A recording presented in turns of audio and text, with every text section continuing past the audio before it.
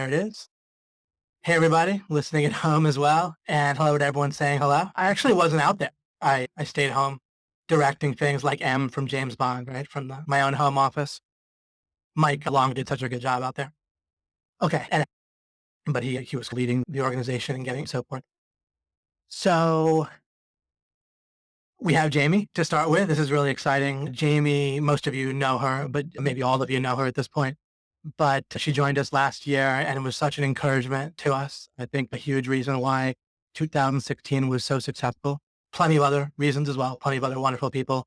But Jamie was such a leader in several ways, morally at first, and then with her strategies and helping people with specifics and her success and everything. So we got you here, Jamie. Hello.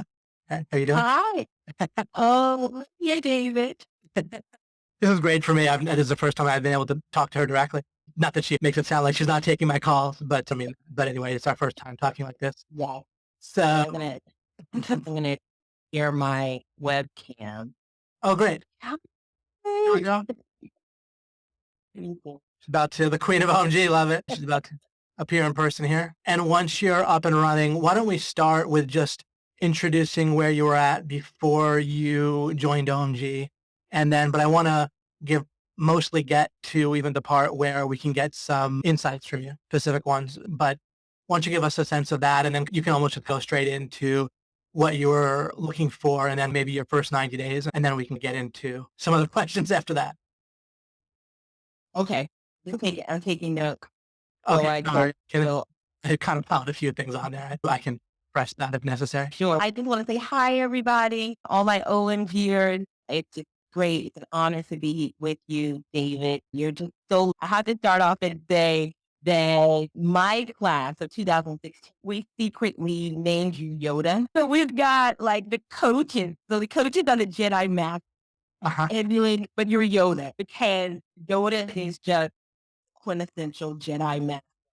So it is just an honor to be on this webinar on tonight. Nice. And I hope I find myself worthy with sharing what I can with everyone. And let me just say apologies to Matthew, but legendary. I like that. That's even better than great. So it's one of my new all-time favorite compliments. Anyway, continue. I'm sorry. For those of you who don't know me, I actually joined OMG January 4th, 2016. We also nicknamed KG. KG always teased me. He was like, "Oh, you actually know the day, like the day." I was like, "Oh, wonderful. I know the day that I signed up." I actually was born Bob Proctor's email list. And he sent out an email and he talked about gold mine on the internet and this gold rush. And he introduced Mike Long and he sent out a series of videos and he was doing a webinar. And this was, I want to say December of 2015 that he was actually doing the actual webinar. And it just resonated with me. And I said, this looks like a group of people that really care. Like they really honestly care. They are no nonsense. They're professional. You don't have to worry about the get rich quick schemes, but they really have this knowledge that no one else has as far as search engine optimization.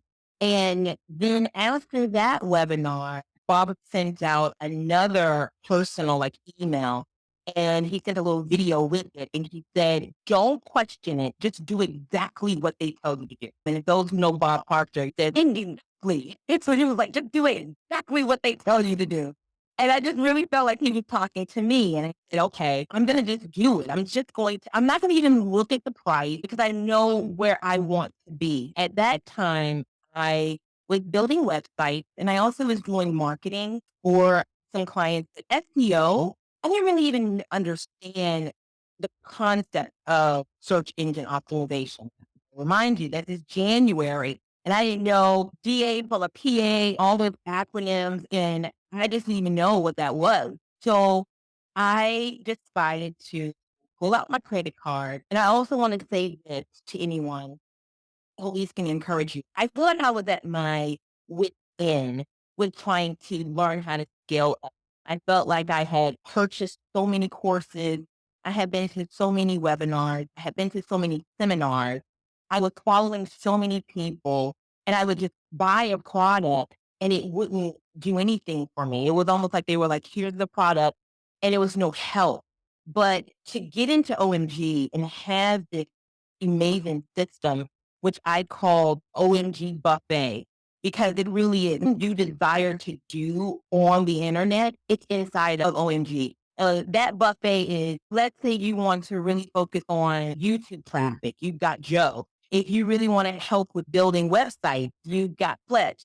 If you really want to hone in on how to get clients, you've got Cotton. If you really want to really focus on local market, the chamber, you've got Stephen Floyd. And if you really want a mindset, if you want to understand what all of this is about, then we got you, David. So that's, yeah. And then I dived right in. So I'll keep going. You want me to keep going? Yeah, sorry, I gave you those two questions at once, but yeah, so that's why you joined, and you also gave a sense of your impression after. Great. And so, yeah, maybe give a sense of your first 90 days. And then after that, we'll pick your mind for a bit of knowledge and kind of stuff that can help people. Okay, awesome. So I will say the first thing that I did was I dived right in. If you all go back, and one thing that I love about OMG is that OMG has receipts. Like Mike Long keeps the receipt when you have any type of income report or anything. He takes a screenshot and it goes into the OMG record. I dived right in. And I want to say, David, I thank you because one of the first things that I did inside of OMG was I read its note and it said, do not skip this part. And I think it was the law of implication. But it was the first 3 videos, kind of sets the preface for OMG. And I'm just so glad that I didn't skip over those videos. So, guys, if you're listening to me and you have never watched those videos, or if you're new to OMG, you need to watch those videos first because it helps as you're learning SEO. It helps because you understand that, okay, my brain is going to hurt because I remember my brain used to hurt. I stayed up, sometimes sleepless night. Sometimes I didn't go to sleep. I was watching videos and I would watch them over and over and over again. And it didn't matter to me how many times I watched it. The only thing that mattered was that I obtained the knowledge because I wholeheartedly believe that if you invest in yourself, that is the greatest return on investment you can ever get. It's better than the stock market. It's better than bonds. It's better than CDs. It is the greatest return on investment because what you retain, the knowledge that you get, no one can take that from you. And you can always multiply and duplicate what you learn. So my first 90 days, I dived in and I said, okay, I'm not going to try to think too broad because at that time, Cotton was, I think he was like at 1.2 million a month. And all the coaches were hundreds of thousands of dollars per month. And sometimes when you hear those numbers, you can feel, how can I get there? So my focus was if I could just get 3 clients, I really watched client SEO splitting a lot. So that was in the members area.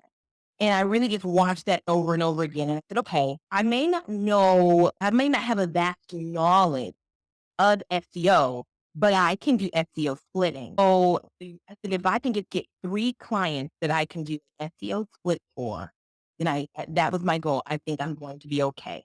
And so within the first, I think 30 to 45 days, I got those 3 clients. You got started, like your foot in the door with doing something for them. Exactly. So I got my foot in the door. And from then, I requested referrals. Well, I asked for referrals. So my 3 turned into 7. And then I think my 7 turned into 12. But then I started really my business with the Chamber of Commerce, going to events, going to networking events, in the fine wine to the networking event. But I started making sure that people knew who I was and trying to find how I could fit, how I could serve. Because everyone has purpose. Everyone has a need. And if you can find the need of that person, then you become unusually successful.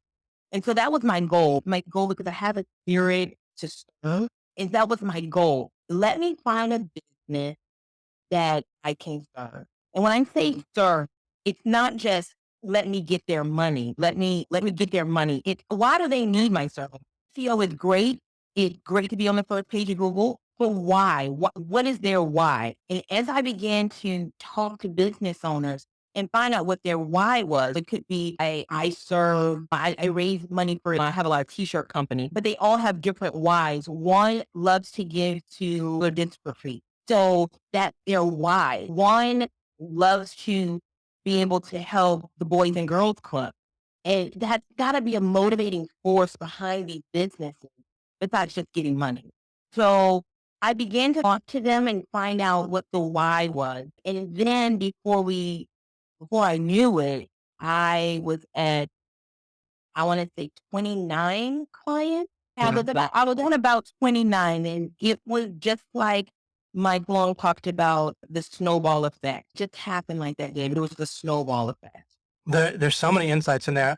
One person recently asked about an elevator pitch. There's a couple of questions here also, but Okay. what you seem to focus on when you're networking is, would you describe what you did at all at first, or would you mostly just be looking to understand about their business? If you did describe, what would you say? And otherwise, but it's such an insight, and it's so clearly correct once we hear it, is that really what you mainly spent your time doing when you're talking to people was getting a sense of their vision, right? Yes. And then how you might fit into that once you understood their vision. Yes, absolutely. So my elevator pitch, let me just give you an analogy. And I think I give you this analogy, you can understand my mindset. I believe that if you can find a business model that's not your business and you can model after it, then yet again, you'll be unusually successful. So for me and my business, I model my agency, my digital agency, as a restaurant. And with a restaurant, you're not self-employed, because self-employed, sometimes I think these people say they're self-employed, but they own their job. You are a restaurant owner. You're a business. You're a real business. The owner can not be there on a Tuesday or a Friday and it still run because it has systems. So I said, okay, what does a restaurant do? And one of mine was McDonald's. And that's how I started thinking about it. Because I said, how is it that McDonald's is a multi-billion-dollar company and it's run by teenagers? You think about that. It's run by teenagers. If you go to McDonald's, most of the time it's teenagers behind the counter and they're hitting buttons and they're giving you your Big Mac, your fries, your Coke, but they're hitting buttons. It's all system. So I said, okay, Jamie, so we got to set up a system. So then I began to set up systems. And that's all things that I learned inside of OMG. So I started setting up systems. But then I said, okay, I like Chris Steakhouse. I like when my husband takes me out. I like Good to go stuff. to a Pink Pie, very nice restaurant. I'm not a drinker, but I like to go and eat food and enjoy. Uh-huh. So here we go with the restaurant. What is the first thing that as soon as you sit down, what's the first thing that they usually bring you? A menu, Uh-huh. coffee, and they offer you something to drink. So to me, that's unabated. 98% of the people are going to purchase something to drink. They're going to order something to drink and they're going to look at your menu. The waiter doesn't come to the table and say, hi, how are you? Would you like the porterhouse steak with the most expensive cheesecake that we have? Uh-huh. Because you're like, whoa, wait a minute. I just sat down. Would like a ginger ale. Yeah. And you so I don't really know you that well. So it's the same thing. Thing with our digital agency.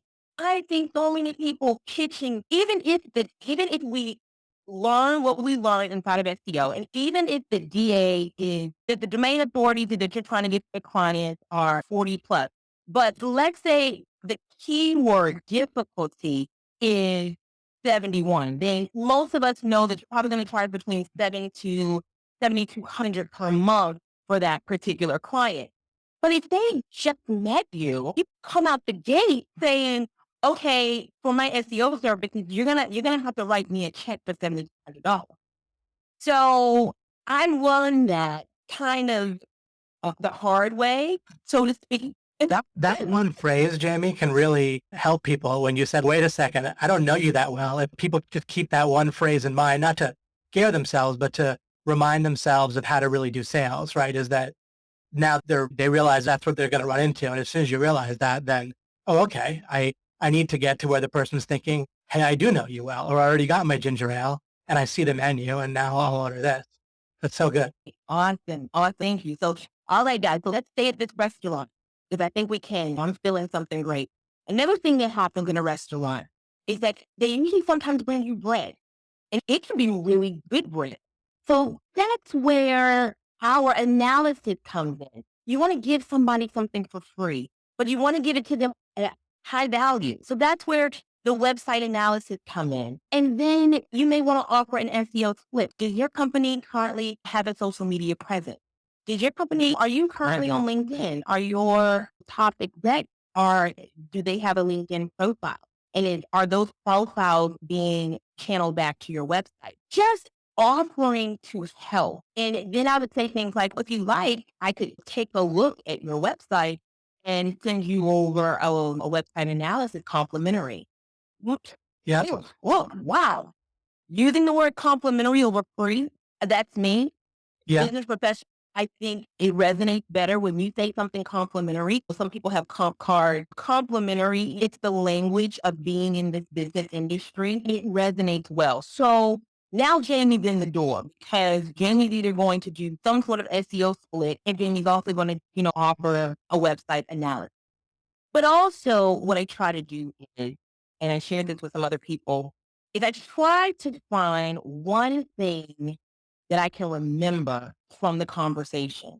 Because what I'm going to end up doing is I'm going to write that down. And when I send the website analysis, I'm going to ask them the question. And I shared this example with someone that I was at a chamber event and I was talking to what I perceived to be a potential client. And we were talking. And as we were talking, I tried to find something that we can have something in common. And come to find out that his son was in soccer and my son was interested in soccer. His son is named Jonathan. And Jonathan had a soccer game and he needed to leave early to go to his son's soccer game. So when I sent over the website analysis and I typed it in, and then I put PS, how was Jonathan's soccer game? Did he win? And he immediately called me back and was like, oh my goodness, I just got the website analysis. It's wonderful. And thanks so much for remembering about my son, Jonathan. Yeah, the game was great. He did win. And it was like bringing back the being personable, showing people that you care, showing people that they're not just a number, just showing that you honestly care, it really will go a long way. Something so simple, but it goes a long way. And so that's sort of what my analogy is, David. And I always say if I can get in the door, they're going to be my customer for life, my client. They'll be my client for life. And that's that was my motto. And it's just snowballed into a main agency of what I have right now. Thank you. Yeah, now people are going crazy. I'm going crazy. I love that. We're going to start using complimentary more and our emails are free. I feel that. Like I had a sense of that, but we weren't religious with it. It makes so much sense. I agree. Like when you say this is free, people start feeling like, oh, what's the catch? But complimentary, a little different. Oh, great. We got Joanne back in. I'm scrolling up because there was a couple of questions. One at least. Might just be the one. Daniel said it would be great to have a directory like Queen Jamie just gave so that new people would find the right person to follow from the get-go. I'm a newbie. Oh, okay. That's a little bit of a different question than I thought. But I try to, in the members area, I try to give a sense of what the different coaches do. But I was thinking of, I was thinking of a similar question for Jamie about advice for going through OMG, but I think she mostly gave that and that you can tailor depending on the person. I'll more address that inside the members area probably in a separate video, unless that sparked anything for you, Jamie. Let's see here. Okay, that might be, I asked you about the elevator pitch, so that's good. Is there anything else? And there doesn't need to be because that restaurant meta model really captured everything in a good way that's easy to remember. But anything else that particularly comes to mind as we close here with you that might help people or keep them going, or if they feel overwhelmed or anything like that, who knows, or not sure, but. Sure. Okay, I have one more. All right. I'll say this. Do not get emotionally attacked when you are pitching your SEO services. Don't get emotionally attached. And this is something that I actually learned from David. David, this is actually something I learned from you in alchemy. Yes. But I'm going to put it in my terms. Right. Going through alchemy, I realized that I'm going to hit my goal. That's not even a if and a but if I'm going to reach my goal. Nice. What I need to figure out the pathway. And there's various different pathways to my goal. But as long as I stay on that pathway, I'm going to reach my goal. And when I go out and pitch, I could pitch to 5 or 7 people, but knowing that one of them or two of them or even 7 of them will eventually become my client. But if they don't, it's fine because that particular 7 people does not define who I am and where my goal is. That just means that those 7 people weren't supposed to be my client. So God has more for me. It's knowing that you're just going through the process. And also when you have these goals, whatever your goal is, it's almost like I think of it like feeding. So I have fertile ground, and my fertile ground is my SEO digital agency because I know it's solid foundation. I know what I'm talking about. I know what I'm doing. And now it's time for me to spread my seeds. And I spread my seeds and tell people about it. But some of those seeds grow, some of them don't. Some of them take longer.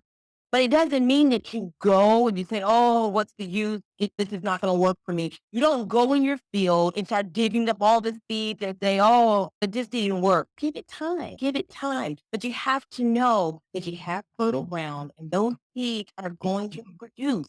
But you have to have the confidence in yourself.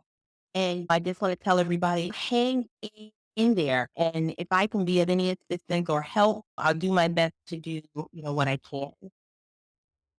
Thank you. And that reminded me of one other question someone had. How about those first 3 clients? Any insight or even just, I don't know, specifics if it's worth it? Or were these people you knew, had a connection with to start with? Were they people that you met after you got started? I'm guessing you had a connection to them to begin with and you used kind of small things to get in the door, or was it different? So one of them I actually did know. And then 2 of them I actually did not know. I actually met them at an event.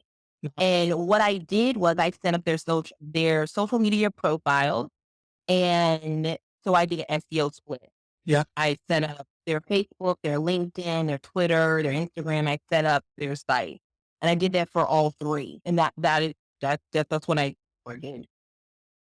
And then in turn, going back to the restaurant, while I was doing that, communicating with them, then they in turn turned into full service SEO clients. One started at 2,900, one was at 3,200, and one was at 3,400. Because I found some keyword difficulties that were really low for them. They were local. So it was local SEO instead of national. That sounds very low. That's nice numbers. And thank you for the specifics. I know it really helps people, I think, sometimes to visualize it specifically. Matthew asked if you have any advice or on a system for asking for referrals. After I do the work, once I do the work, or let's say I've been working with a client for maybe 45. After the 45-day mark, I'll send an email out, making sure everything is going well for them. By that time, they would have already had their on-demand meeting with me. And I will ask, do you know of anyone that, I can also serve? And usually they'll send somebody or someone will call me and say this person referred. But I also want to say, David, about OMG, about building a foundation. And many of you know that I've been battling cancer. And the reason that I bring that up is because, guys, I walked away from my business for 6 months.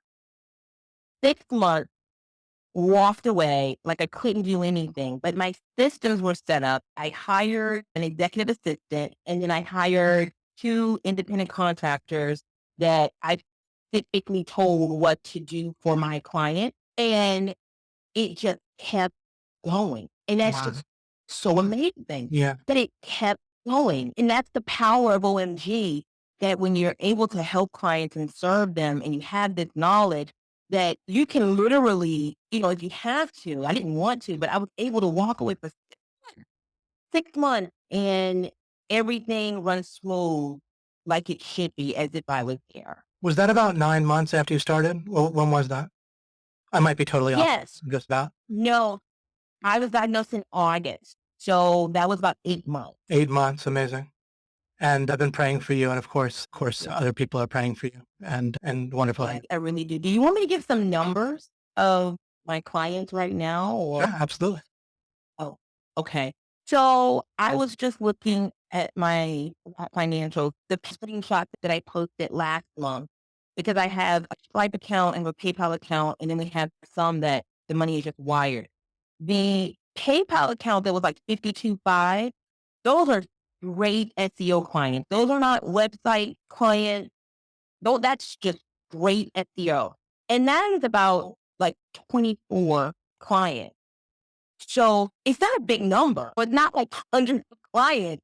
It's 24 clients. Not a big, yeah. And it's just amazing. So I would just tell people just to start small. Everybody wants to be at a level making money like you did. You can't say that they make 1.5 million and above a month. No, I don't make that per month. Yeah, no, that's like for a year or something. But and even I don't think, yeah, they're doing well, but not. Yeah. So great. Yeah, love it. And it's great to have those specifics. Like it just really helps people to process, think what to expect or what different numbers mean and so forth. And just the believability for themselves. A couple other questions as we close out here. From if you do SEO splitting or when you start with a social profile, about how long from doing that till I doubt that you focus on the timeline. I'm guessing you just thought to understand them and as it made sense, you offered. But from that social profile set up to when you got them to do a full package for SEO, what was the timeline on that? Jeremiah? Yes, it's fine. Everything's customizable. So it would just depend. I would say probably by the time I started or I got the contract, and to talk about numbers, they all started at $500. So if and I was the happiest person. And I'm sure anybody could go inside of OMG and just type in my name and scroll down and find the post.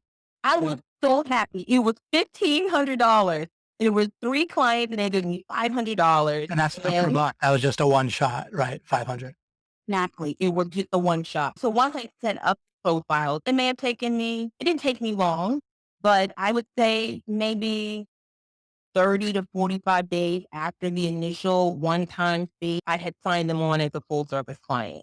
So it didn't take long because we were in communication. And that's the thing. Once you get your foot in the door, just get your foot in the door. And once someone opens their wallet for you for the first time, chances are they'll do it again because it's some type of trust there. What do you mean by in communication? What did that look like a little bit more specifically?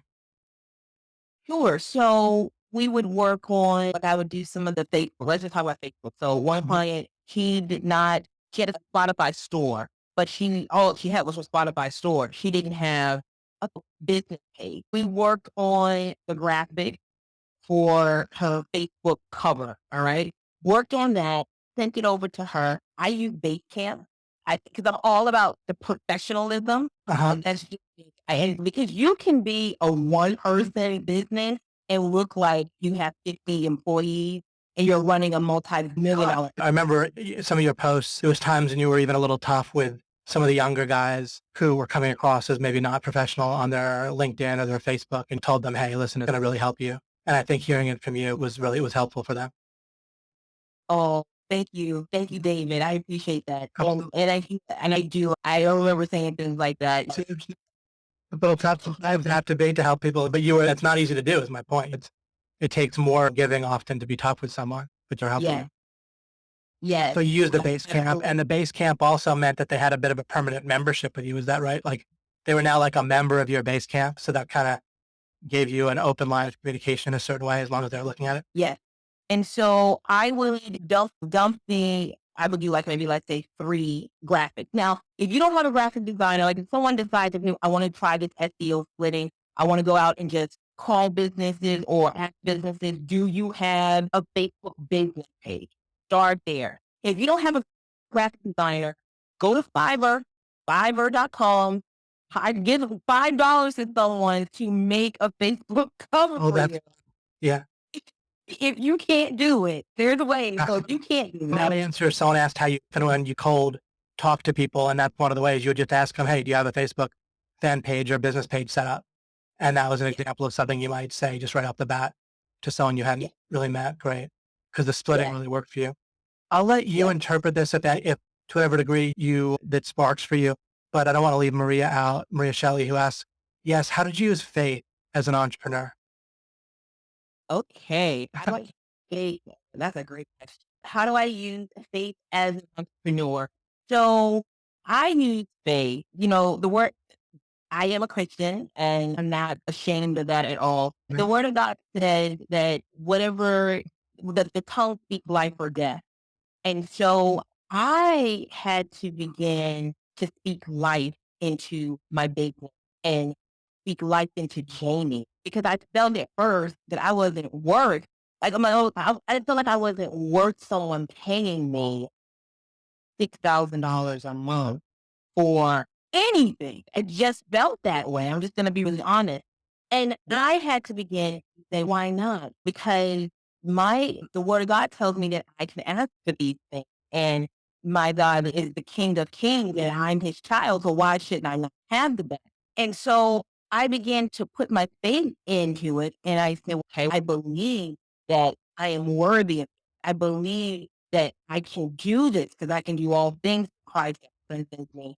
And then when I would have bad days, which we all do have bad days, Yep. it didn't shake my faith. And if you have something strong that you can hold on to, I think it just makes things a lot easier, not only in business, but also just in life in general.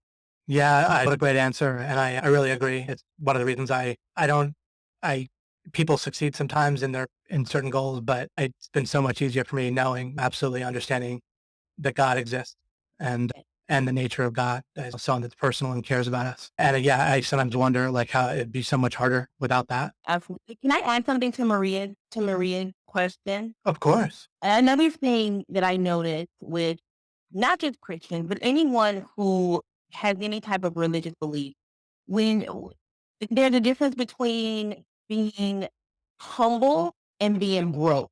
For whatever reason, some Another one of people, Jamie's famous to be saying, there's a difference between being humble and being broke. yeah. Yeah. So there is a difference. So you guys gotta write this one down. There is a difference between being brokenness and brokenness. Uh-huh. There is Brokenness and because brokenness. Uh-huh. that because sometimes you feel, or people can make you feel that because you have a belief, you believe Jesus Christ, you believe in Buddha, whoever you believe in, because you have some type of religious faith, that all of a sudden everything you do should be discounted and it should be free. So what I in turn, and sometimes I did feel like that. I was like, oh, maybe I should get this at a discounted price. So someone was like, oh, that's money. Maybe I should discount it. But then I said, okay, how am I helping? Because I want to do more. I want to increase my tithe. I want to help children with cancer. I want to help do other things. So if Jamie is always discounting her pricing because she feels that she should because she's Christian, then Jamie is not going to be able to help anybody. And the reason I say that is because one of my family members was in a bad situation, guys. And when I say bad, really bad, honest, hardworking person, they fell on hard times and they borrowed some money. And the way it sounded, it was like they almost borrowed it from a loan shark. And instead of being really honest, and it was a very scary situation. And they came to me and asked me $15,000. And the number still, when I say it, it's such a sticker shock. But they really didn't need it. Now, this is not someone that's on drugs, alcohol, just honest, hardworking person, older than me. And that's another thing. So they really had to, I knew they were in a bad predicament because they're older than me by times three, older, but loving family member. And for me to be able to pull out my checkbook and literally write it, and I know, and I'm telling you, I was hesitant with writing it. And the Lord spoke to me and said, if you write it, you won't miss it. And I was like, okay. And I wrote the check for $15,000 with their name and just said, here you go. Pay off that debt. Pay that debt and be free. Get that worry off of you. There's no way I would have been able to do that, Jane. I was in that mindset that I needed to always discount, that I wasn't worth. Did you see what I'm saying? That if you want to give, there's a way to give. But if you're always discounting or you feel that you're not worthy, when the opportunity presents itself for you to be that person to help, to really help, you won't be able to help. Yeah. Oh, So no, you on so many levels. And definitely you're able to do it the right way where you can't, when you give someone a loan, it pretty much backfires every time. But if you are able to just write the check like you did, then it can totally work. We sometimes just need to help people, and that's Right. beautiful. And I so agree. The only thing you would do by discounting your services is end up doing the same work, but for people that didn't value it as much, because you're going to do a certain amount of work and you're going to just be doing it for people that value it more, and that'll do more with it. Right. A- Absolutely, absolutely. So what I do to help without me having to discount my services, I meet them where they are. So wherever their budget is, if the campaign is going back to keyword difficulty. So if the keyword difficulty is 51 and okay, this campaign is going to be like 5,100 to be like, if you go like how Cajun teaching that, they're like, okay, I don't have that. I have 3,000. Then I will go back and try to find another keyword. Long tail keywords are really good. I'll try to find a lower KWD that I can meet them where where they are. So I'm not discounted, though. I'm not getting them $5,000 worth of work at a $3,000 budget, but I can still serve and meet them where they are. So yeah, great. try to still help everybody, but still help yourself. Going back to the restaurant, because you cannot go to Ruth's Chris and eat food. They used to give you a bill for $300 and you say, Jesus paid it all. No, people that try to act like money doesn't matter, they end up, I find in practice, they end up paying a lot more for it, like out of other people's hide or their own time that could be spent in different ways and so forth. But it's never really true. If money doesn't matter, I tell people it matters to me. You can give me yours if it doesn't matter. Yeah. Oh, I don't know. Absolutely. I had somebody Go ahead. one of my family members, so what did I do with all that money? Oh, I like spending it. Right. Yeah, there's retirement, there's all kinds of things, right? People that I had a little thought, but yeah, money has its place. It's not all important for sure, but it's not unimportant as well. It's obviously just one of those things. Wonderful, guys. Great questions. Thank you for your great questions, guys. And you really got a lot more out of Jamie than I would have thought of on my own. So perfect. Once again, thank you so much, Jamie. Amazing. I learned a lot as I thought I would, but I sure did. And I learned maybe more than I thought. I don't know. I had a pretty open mind. I thought it was going to be great. So I can't say that how that compares, but it's just wonderful. Oh, this has been so amazing, David. And thank you so much. And I am excited to log off as a presenter and dive in as a student. So I can hear what you're about to tell us tonight. Thank you. I've been working on it. Thank you so much, Jamie. Okay. Thanks, David. Bye, bye. Thanks. I'll be hashtagging thanks, Jamie, for sure. Oh, boy. All right. That was excellent. It was what I suspected. There wouldn't be any pressure on me once we finished with Jamie. So you guys got all the webinar you need to get. Whatever I say at this point, it's only going to be bonus. That's great. I love doing it that way. Need to do this more often. What an amazing thing. Wow. That's good. I read. Okay. I'm just letting everyone, including myself, catch their breath, transition our mind for a moment. So I'm intentionally not just jumping in 2 seconds. Just because for listening and learning, it's good to just take them. Let's try to just recap there. We had the SEO splitting, the one person that Jamie knew, two that she didn't, that she met at an event. So really getting started, using the base camp, looking professional, finding a way to correspond like with the base camp and so forth. And the SEO splitting itself, doing something small to get started with someone. It really worked and was something that allowed for ongoing communication. And then the whole restaurant metaphor, the whole idea of, wait a second, I don't know you that well. Don't be telling me what to order kind of thing. But great jip there, Mike. And on with bringing the bread, complimentary, right? Like giving someone an SEO analysis for free, but not for free, complimentary. And things like that, listening to the person. And so you show that you're attentive and bring something back up that you guys talked about when you met them, if you're at a networking meeting. And that also implies that you're going to be paying attention to them if they're your client, right? That we've all had people that we've gotten to help us, maybe a contractor or a plumber or whoever, and maybe tutoring our child. And some people listen to our needs and some people just nod and don't really hear what we're saying and just do what they were going to do. Or even a waiter or waitress might do that sometimes. So that demonstrates that. And then she talked about Faith, she talked about her pitch, or if it's cold, even just asking someone, hey, do you have a Facebook page or something like that? Having. And then also hearing someone's vision, right? She took time to hear someone's vision and what drove them, what they were building. And I recommend the same thing. I don't date anymore. I'm married, but that's what I recommend during dating as well, right? But I use dating often as when we understand how to do that, then we tend to understand how to do business. It's not exactly parallel, but there's a lot of parallels. And talking with someone about their vision for a relationship in dating allows you to both see if you fit into it, but also it just takes the whole relationship in a much better and different that, and really allows you to not have to do like a sales pitch in the same way because you're fitting in with someone's vision or not, rather than, and building a vision together. Really, you're building something with them. Once you're talking about vision, you can build together, right, with somebody. And it might end up technically being a client consultant relationship, but you're building together. And that's what every relationship should be, where you're building something. And how can you build something together if you never talk about what the vision of what you're building, right? So for me, a relationship is a shared vision and then building of that vision together, not, oh, I'm so great in some way implicitly, right? Including basically my SEO services are so great, whatever it might be. I'm so great. So wouldn't it be great to team up with me? Instead, it's the vision is great and let's build it. And that's much more effective. And Jamie shared her version of that and a wonderful specific version that I wouldn't have thought of. Excellent. And I've probably left some stuff out, but all the more reason to watch the replay. All right. Okay. We'll take a very brief break and then come back and we'll get started. I should have said restarted or continue rather than get started.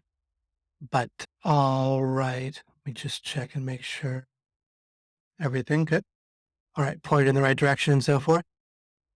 All right, guys. Man, this is just great being with you guys. What a wonderful group, right? As OMG is just something that way. All right, let's do it. It says it. Move this window. Whoops. Let me change what I'm showing here. Go to webinars a little bit. The interface is slightly different than it was. Okay. All right. So this is going to be called the Dimensionality series. I'm going to introduce it here now, and then I'll continue with it. I'll announce as it continues. I'm not sure the exact day that it'll be. I'll probably go back to Monday evening if I were to imagine, but I'll play it a little bit by ear over the next few weeks. And then I don't know whether we'll go for 2, 10, or 20 or whatever. We'll do what it takes to get through things. All right. What we're going to do is the organizing principle for this is I'm going to go back through one sense. I'm going to go through what I've talked about previously in my various trainings, or at least the important parts. And I'm going to do it in light of a certain angle that I think will really additionally help bridge things for you. And so the effect will be quite new. And it's not like there's just going to be this one new thing. I'm sure I'll have plenty to share that's new. But I'm going to give you a way to look at things and to understand what I've been trying to say for the last few years in an additional way that I think will be pretty eye-opening. There's a kind of and it's not going to be contained right on this slide or in one sentence exactly. In another way of saying this is that as I continue, it'll make more sense, this kind of new whole part of the model that I have for you. The initial impression that you have from how I describe this may not be exactly accurate in terms of what I fully intend. I have a kind of a bit of a total model. So anyway, there's something I'm recognizing because there's a way that people get stuck And there's a certain universality to people being stuck in certain ways that shows up with various anomalies that I've talked about in the past. I won't even recount any right now just to not start with anything too tough, but it shows up all over the place. And yet people are plenty smart. People are able to achieve goals. People teach about how to achieve goals in a way that to a greater or lesser degree helps people, but there's still something that people are missing. And so it wasn't just that I want to talk about what they're missing, but I wanted to understand, and I've been doing this, been looking to understand how is it happening that people are missing certain things overall. And, if you've heard me before for any length, that the ultimate thing is the question of why is it that people don't stop and spend 5 or 10 years or as long as it takes in their teenage years or in their 20s or whatever, working on the question of what's my method for knowing what's true, right? Because if we don't stop and do that, then we are fully implying it must be the case that either it doesn't matter to know what's true, and the only way that would be the case is if we didn't have any trouble knowing what was right all the time, right? Which doesn't happen for people. What the best way to move forward is, right? All that stuff. What the best way to be happy, what the best way to achieve our results. We wouldn't be deceived by anything, right? In a sense, or we wouldn't be certain about things that turn out to be wrong, right? Certain that a certain path is the right way to go, or feel certain in the moment that a certain response to someone else is the right way to go, right? We wouldn't feel certain sometimes that we might not want to get up in the morning or that things were really bad when actually things turn out well, or vice versa. So clearly we need we're deficient in knowing the best decisions to make and the right beliefs to have and so forth. But so if people don't, even separate from us being deficient, as long as we say that it matters to be able to make good decisions, distinguish what's true, know what sorts of things to prioritize, anything like that, right? That's all kind of the same. As long as we agree that's important, and it obviously is, right? I won't even get into trying to showing you how the opposite of that is obviously false. Like the saying that it doesn't matter to make good decisions is ridiculous, of course, right? So if it's important to distinguish what's true and correct and what's going to progress us and so forth, then either it's the case that we were born with the ability to do it excellently, or it's the case that we were taught that, or it's the case that we need to figure it out for ourselves, right? That'll be one of those. Thinking that we're born with it is ridiculous, right? Because presumably if we were born with it, everyone or most everyone will be born with it, right? Unless we just want to decide that arbitrarily we're totally special and we don't make mistakes. And so if we're not born with it, then the question would be, maybe we're taught it, but then if we're taught it, how to know how to think accurately, we're told that we are, right? It's school or this guru or that thing or whatever, but something's going on where pretty universally in the world, people are believing some things that aren't right, that we ourselves disagree with, right? Whatever it might be. So who are these incredibly enlightened people that are teaching everybody, or at least us, right? And maybe we think, well, most people are dumb. I got the right teachers and so forth. But I think most of us don't think that, or we feel even more confident in especially at the tough times, right, of our process, right, for making progress or things like that. And I guess some people do feel arrogant that way and they wouldn't be on this webinar listening to me, and we'll get to them later, right? But really, here's the thing.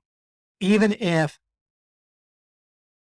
we say, okay, I wasn't born with it, but I got taught it, I learned from the right people. Let me ask you this, how would you know that you're learning from the right people? The only way that you would be distinguishing that is using your original, what's called epistemology, your original method for discerning truth, for getting correct certainty and so forth, that you were born with, right? So it really comes down to you'd have to distinguish regardless, even if there are a whole bunch of great teachers out there teaching you just the right way to know what's true, you wouldn't be able to distinguish those except via your own method, right? You're still the final decision maker on that.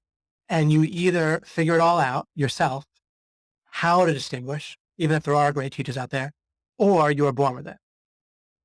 And I don't really think that most anyone thinks that they've gone through a process. Maybe people have been working on this for a while with me, but other than that, I doubt that most people think that way. Yeah, I went through that process 5 or 10 years or whatever. Now, as long as it took, maybe it only takes you a couple months, but figuring out from scratch how to know what's true. So that's a bizarre anomaly. It needs to come before anything else, right? If we don't know, because people all the time are certain and wrong.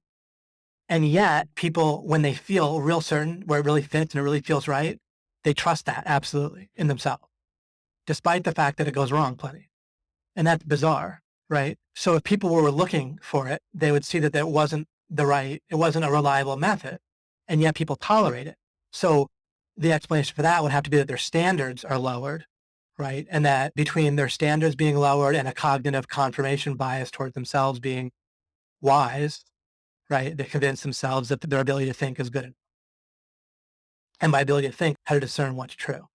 But as I start to put it that way, it starts to look ridiculous, right? So something's going on because it's not a common idea that we should stop and work on epistemology as a full priority until we get it straight. But I think when I put it this way, that hopefully it makes it a little ridiculous that we're not. And I put it this way in the past, so I've given the same kind of rant before. So something's going on, and we need to.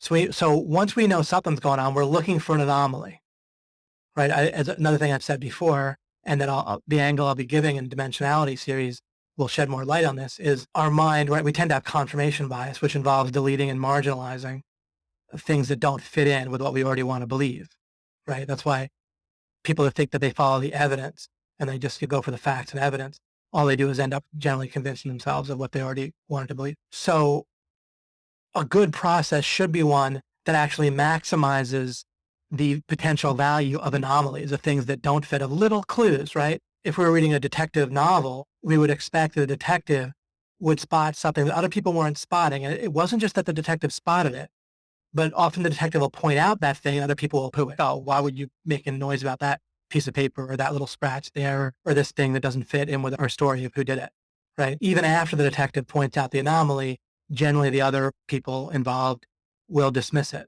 right? But what we expect from the smart detective is that they're able to take an anomaly and pull on that thread and pull, right? Or build with it or whatever, and use that as their way out of not knowing who did it, so to speak. Same thing if we're talking to someone else and we all have people, right, where we'd like to change their mind about something. How do we want them to operate with us when we're talking to them about the thing that we want to change their mind about? We want to be able to point out an anomaly. Now, we might not fully realize this. We might, right? We might think, oh, I want to present them with evidence. But if you think about it, what you really want is that someone where if there's an anomaly, they'll pull on that thread with you and see where it goes, right? Because then, like, evidence, as you probably know from experience, isn't going to work in most cases with people, right? They just dismiss and delete what you're saying. So when we see that other people doing that, we realize we don't want that to be our method, right? We want whatever the right method is, it's going to need to make the most out of small cracks or small things we notice among whatever else it might do, right? But that might be one of the characteristics that it might have. All right. So I haven't even read what's on this slide. Let me read what at least it says. The first meaning that comes to your mind from this may or may not be fully what I intend, and it probably won't be the full thing that I intend, but we'll start here. I wrote this. Instead of just asking how to make progress, and this is ultimately going to be really profound, really help you in breaking through, either getting started or scaling up with business and then with whatever else you guys are dealing with. A lot of us have at least one personal thing that's going on that we want to deal with better, right? Instead of just asking how to make progress, this implicitly or visibly, people don't realize that, and we equate intelligence with this, is lateral thinking, looking at things from different angles. And this is not, I'm not saying don't do this. I'm saying we need something in addition even to lateral thinking, trying different approaches, trying different recipes, trying different suggestions, trying different things, persevering in a certain way. That's incomplete. That all comes down to asking, how do I make progress? And then the success advice tends to boil down to keep persevering with different angles and or have a bigger why, more motivation, like either more focus in one direction or more angles or lateral thinking, right? Or out of the box, but out of the box is still the same dimension. You're out of the box, but you're in the same, what I'm going to call dimension, right? There's a hidden assumption that's not noticed and that I'm going to be developing with you. As you develop it for yourself, it's going to give you a whole new avenue of power in essence. That's going to be very real. And it's my secret in a sense, right? I don't mean I'm the only one, but it's my method, my secret in the sense of what's your secret to success. And it really this is a great way to boil it down. In a sense, we don't want to only boil it down. We want to come to this, and then I'm going to go into details and use different examples and apply it to things that are going to be relevant. But what we want to do is we can ask whether we're measuring progress via the right dimensions, I'll call it. So let me immediately give at least one kind of illustration. Which one do I pick first? Let me take a peek at the next slide. Okay, this doesn't exactly give an example. My wife, Olia, she told me a story of a woman she was corresponding with in a Facebook group. I think it's Russian mothers. And this woman was running into an issue with a child about the same age as ours. And they're having difficulty where it's really hard to get him into like his school or daycare or preschool or whatever. The father has to drive him there and dragging, kicking and screaming there. And there's just a lot of things like that. And what Oli was trying to give some thoughts, but it wasn't really making an impression on the woman. And Oli was talking to me about it. And this is one of many ways to illustrate what I mean about what they're doing. And what's restricting them is they're trying a bunch of things, but they have a fixed idea of what progress fundamentally looks like or means. And they're trying different angles, but it's all based on the same hidden assumption of what progress is. And so for them, progress is the child behaves, right? Generally, when it comes to relationships, people and business, parent, child, romantic, whatever. But if you're thinking about business, then take an example. This is common where people think of progress as some form of the other person that they're dealing with doing what they want. Now, Jamie shared something where she used this in a good way, where she is very effective. Instead of when she was meeting people and talking to them, instead of thinking, how do I get them to do what I want specifically, she would be looking to understand that. A lot of what I talk about, of course, is how measuring by building understanding. And this will shed a new light on what I mean by that, right? What I'm sharing here. But when you measure by building understanding, then just having that one idea in mind, even applying it not imperfectly or as an amateur, so to speak, with that, it's going to guide you really well. And certainly applying it as a professional, someone who has a lot of understanding about understanding, right? When you first try to build understanding, you're an amateur with the very idea of understanding. As you start to do it, though, you realize that you want to understand the idea of understanding. And as you build that, you become more of a professional in the world of building understanding. And it all comes. But skipping over for a second to Jamie's example, or the example of what Jamie does that you shared earlier, is she'll talk about get a sense of someone's vision for their business and what drives them. So that's a great way to interact with relationships, right? Because you're not just trying to get someone to behave the way you want. Now, ultimately, that's going to come, right, from understanding leads you to all the more surface goals that you want. That's why it's so effective, right? But it also, not only does it get you to where you want to go, but it'll, of course, help you see times when if you were just trying to make that kind of surface level progress, you might have steered yourself wrong. Where, for example, someone might behave the way you want and sign a dotted line and send you a check, but it's not a good client consultant relationship at all. So sometimes people can do what you want, and it turns out that wasn't even what you wanted at all, right? The more you build understanding, that's always going to take you in the direction you want. Often we can make progress that we thought we wanted when we're just thinking about making progress instead of thinking about what progress we truly want to make and how we want to measure it and so forth. We can end up making the progress we thought we wanted, but end up getting stuck, being stuck somewhere we didn't want to go.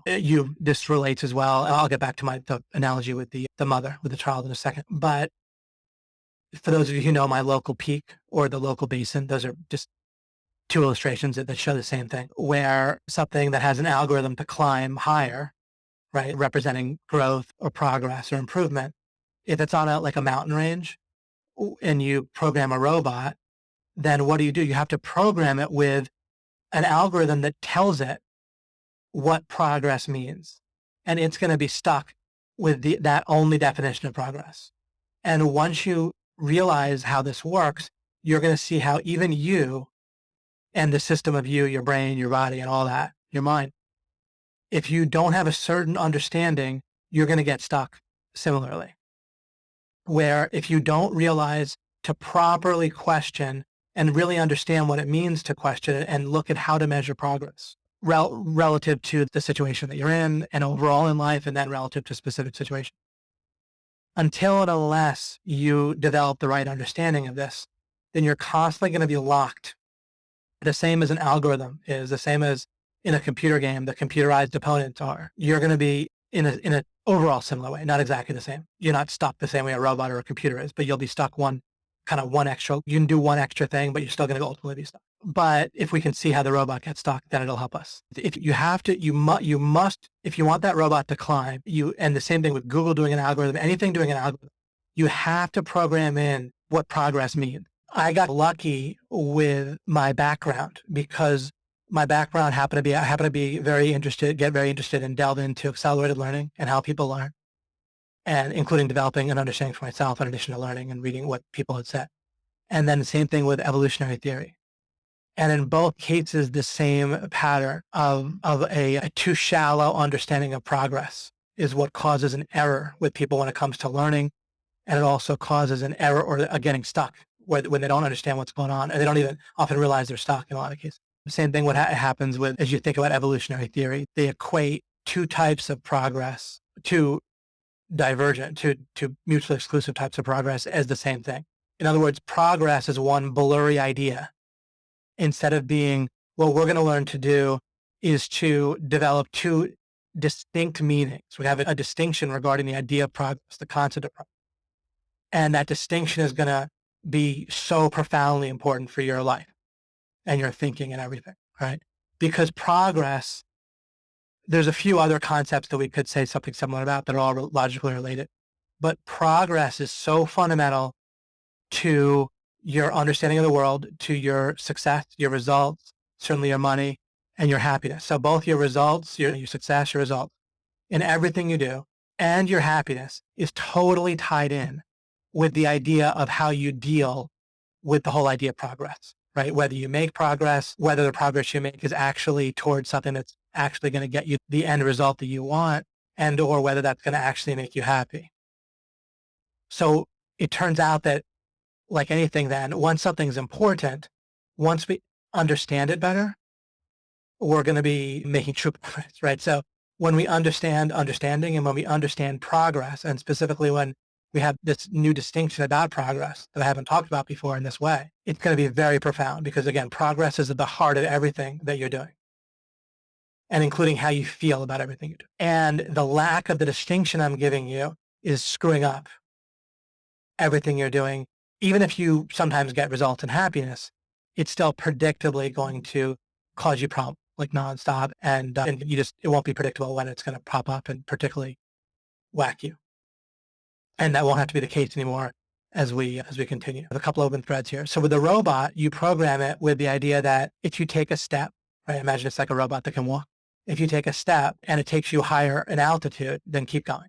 And if it takes you lower, then turn, right? And maybe we can program with a little bit of a way to get around small dips or obstacles. And what it's going to do is it's going to climb to the top of its local peak, right?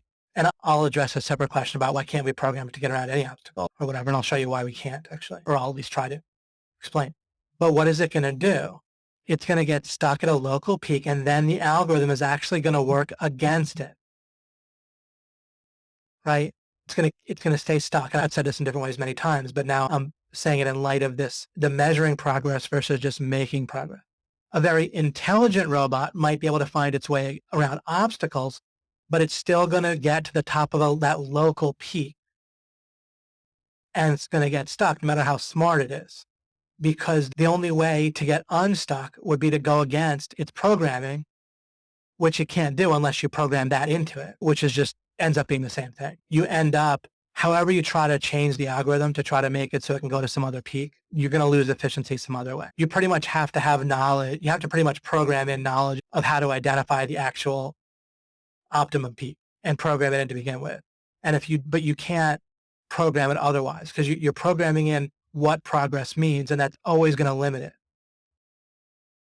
If you can't change your programming, change your initial impression of what making progress looks like, then you're going to be stuck in a way in life that the only two responses to being stuck, besides understanding what I'm talking to you about, And I don't see anyone really understanding this properly. I don't mean you guys, just overall in the world, including from teachers that seem to be saying something similar to me. And so, because they would be talking about both epistemology as the most important thing and the right answer to it. I just never see that. As long as, what I was saying was, as long as you can't take the right look at what making progress means. In other words, how you're fundamentally measuring progress. What people do is they take a look at the angle on which they're trying to make progress, but not fundamentally how they're measuring. And remember, I'm going to be applying this over and over. So I know that I'm not giving too many examples in the moment, although I am. I've given the local peak illustration. I'll get to the example with a child and so on. Anyway, remember, we have to start building a framework somewhere. As long as you don't understand what I'm going to be showing you, then what's going to happen is one of two things. Normally what happens is the mind goes and it readjusts its standards, what's normal and what your dreams, right, what you're going after, to make being stuck disappear from your awareness. And you don't feel like you're stuck. You just feel like basically what your mind will do, but if you're this robot, but now you're you with a mind, it'll look around. It'll say, well, this is normal. This is the high. This is the high. I've reached it and I'm awesome and I'm not stuck. I can now tell other people how to be successful and all the things that are wrong. That's just how things are. It's normal, not my fault. It's as long as I can leave the world a better place, right? I've pointed out that dying and leaving the world a better place amounts to dying and leaving and having the actual goal for people to be suffering all over the world and having all sorts of wrong ideas still out there and saying that's fine. In other words, evil is fine. Contradictions are fine, right? That's exactly wrong. But normally that's how people think, is they can die and there can be all sorts of bad stuff still going on in the world. As long as they can convince themselves they contributed to make the world better, then that's satisfactory. But why would that be satisfactory? Literally, that means that evil is satisfactory, right? Or there's nothing wrong in the world, right? Which is ridiculous to assert. Or you're fine with it because you're helpless, right? You can't do anything about it. So people wouldn't be coming to that conclusion if they understood this. So anyway,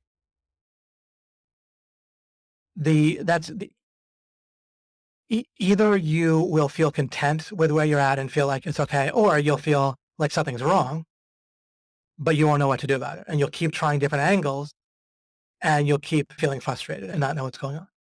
Because the only way out is to be able to measure progress in a fundamentally different way, right? You need some other, what I'm using the word for, there's no perfect word, but dimensionality, right? You need some other dimension that allows you to, in this case, the robot, to see the situation differently, where progress is no longer defined as just heading up. And that's the problem. If you can read, there's lots of words for progress: growth, personal growth, right? Self-improvement, making more money, right? Whatever. Thing is that we need to have a distinction. As long as progress is one thing rather than at least two things, and that the second thing being not just being able to go up and getting stuck on a local peak, but understanding, which adds a whole new dimension, right? If there's some method by which you or the robot or whatever could understand the nature of the situation, the mountain peak, right? Then that new dimension, if there's some way that you understood to make progress by trying to understand the mountain range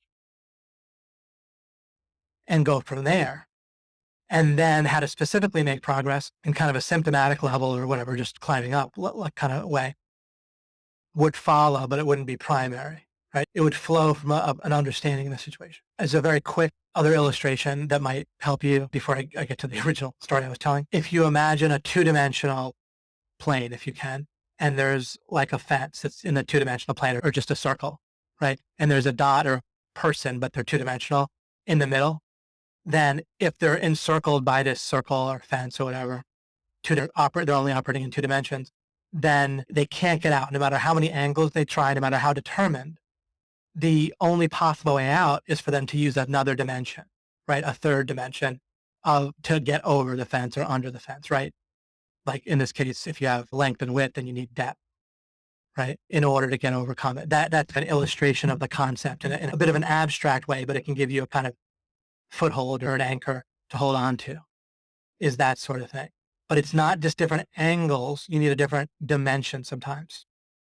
And what we want to do then is take our time and not be in a rush and multiple webinars probably but understand it more what I mean by dimensions. I understand it. Could you explain better what I mean by these dimensions? Yeah, but it's all part of the process.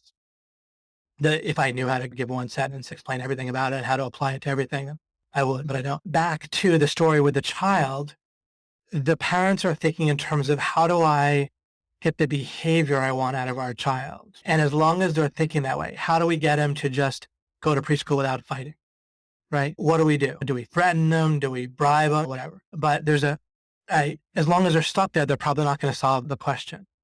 Instead, what's really going on, I almost certainly, just knowing what I know about relationships, is that the child isn't basically, I'll get to the end and explain it. The child basically probably not feeling love.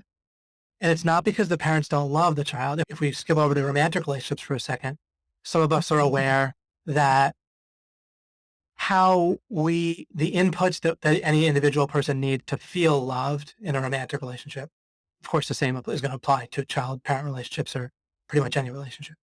But there's certain things that trigger, right? We see love by having certain triggers hit, just like we see anything, as I talked about in the last webinar on crushing the game. So it doesn't matter whether the parents love the child or not. It matters whether the inputs the child needs to feel loved are being triggered. And very likely they're not with this child. So they would need to look at progress from a different dimension, which would be having the greatest dimension is understanding how to understand, right? And things like that. But at least one dimension here would be that they would need to measure progress, not by whether the child throws a tantrum that day or goes to school that day or whatever, or obeys in some other way, but by whether the child is feeling love in the child language, so to speak, or the inputs that specific child needs, which might be different or certainly is different than what some other children might need. Those same parents might have had a child that, given how the parents operate, that other child might have felt love. But this child most likely is not feeling loved enough. Some people might say attention, but it's not really attention that a child wants. It's feeling loved. Watch any movie where the supervillain, the explanation for any supervillain is they didn't feel loved by their parents. And it's just, once you kind of make so much sense, right? Once you get a sense of it, is that with a romantic relationship or in a business relationship, there's a parallel. It may not be exactly love, but if you feel like the other person is attentive to your needs, right?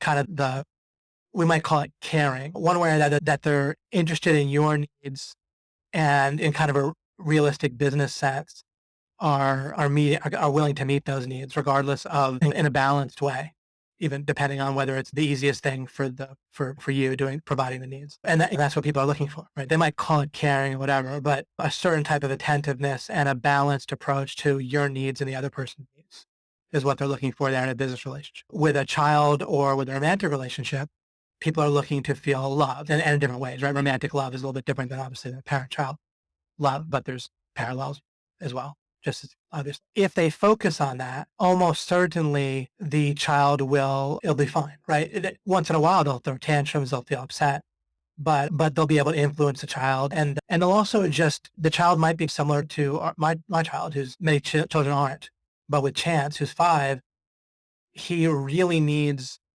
reason, and his ability to think about and understand reasons is pretty good, and not quite the same as you would normally expect from a lot of other kids. There are the other kids that aren't like him.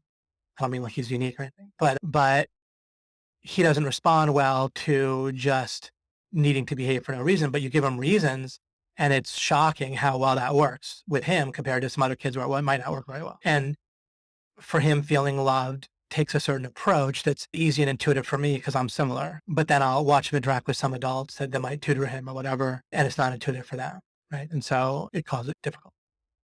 But anyway, the point of the example there is it would be pretty easy for those parents to fix their issue if they were willing to measure progress differently. That might look like standing still or even going backwards when it comes to the original progress, like the behavior that they want. And so that's going to be a characteristic of things sometimes is, are you able to do what would normally look to you like regarding your achieving your goals or making progress, what normally look like standing still or even going in reverse? That happens a lot with me where when I'm doing my strategies and I'm operating as I operate, then people watching me, it's common for them to think that I'm not going after the goal, or I'm either not doing it at all, or I'm doing it ineffectively or using bad strategy. Not that I always, and there might be a perfect recipe that I'm not aware of for going faster and quicker. Of course, I don't see every angle. I don't pride myself on that. But there's a way that I reliably and effectively, and in a certain way, very easily, in a certain way, effortlessly, if we understand effort to be internal conflict and even external conflict in a certain way, where effort is dealing with, I don't have to fight against a lot of conflict, either external or internal, like in my head would be internal, like emotional conflict for myself. I don't have a lot of that. I don't have a lot of having to fight again, either way. So that's what I mean by easy. I don't mean like hardly any action. Like there might be a lot of actions, might be a lot of creative thinking and creative problem solving, but not really a lot of that type of conflict. So very reliably that I get results and very relatively conflict free, right? I see this in strategy games I play. I see it with dealing with my son. I see it with dealing with my marriage relationship. I see it dealing with my business relationships and so forth. So it's very consistent in that same way, both reliable and again, relatively effortless in that conflict free or relatively conflict free type of thing. While I'm going about doing that, again, I tend to look like I'm standing still or going in reverse. I've used that example of if you have a little army and you're trying to take over a castle or a city that has like walls, then you might get there and realize you need to head back to the nearest town that you control and build some new siege engines that you didn't have, right? So it might look like you're going backward if you're doing that. And that's what I mean by going in reverse. Or standing still might look like you're not doing any attacks on the castle. You're just trying to understand the situation better for a little while or whatever. Let's go to our 2-dimension thing with the person, 2-dimensional guy, right, or dot, whatever, enclosed by a circle, which is a full enclosure in 2 dimensions, right? You can't get out of a circle if you're inside of it in 2 dimensions.